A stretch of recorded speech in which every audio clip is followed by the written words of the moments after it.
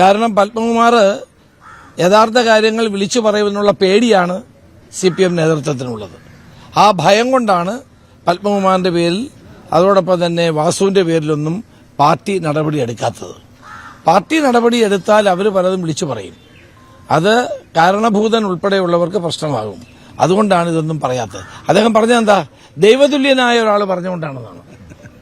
അതാണ് ഞാൻ ഇന്നലെ പറഞ്ഞത്. ദൈവഭൂതൻ എന്ന് പറഞ്ഞാൽ കാരണഭൂതനാണ്, അല്ലാതെ പിന്നെ ആരാണ്? അപ്പൊ അതുകൊണ്ടാണ് പത്മകുമാറിന്റെ പേരിൽ നടപടി ഉണ്ടാകാത്തത്. അന്നത്തെ ദേവസ്വം ബോർഡ് മന്ത്രി അതിലേക്ക് അന്വേഷണം എത്തിയിട്ടില്ലല്ലോ, എന്താ പറയാനുള്ളത്? തീർച്ചയായിട്ടും എത്തും. ദേവസ്വം മന്ത്രിക്ക് ഉത്തരവാദിത്തം. ഇപ്പോൾ ഓരോ ദിവസം വരുന്ന വാർത്തകൾ കാണുമ്പോൾ കടകംപള്ളി സുരേന്ദ്രനും ഇതിൽ പങ്കുണ്ട് എന്നുള്ള വാർത്തകളാണ് വരുന്നത്. അത് ശരിയാണെങ്കിൽ അദ്ദേഹത്തിന്റെ പേരിൽ നടപടി ഉണ്ടാകുമല്ലോ.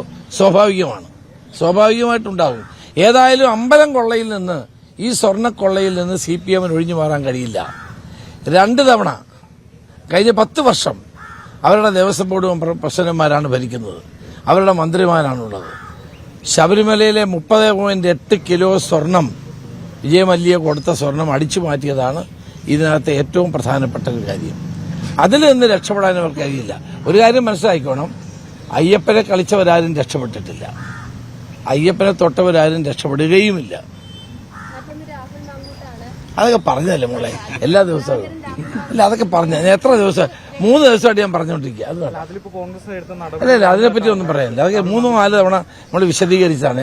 അത് ഈ സ്വർണ്ണക്കൊള്ള മറയ്ക്കാൻ വേണ്ടിയിട്ട് ഇപ്പം CPM എടുത്തുകൊണ്ടിരിക്കുന്ന ഒരു ആയുധമാണ്. ആ ആയുധത്തെ ഞാൻ ഏറ്റെടുക്കാൻ തയ്യാറല്ല.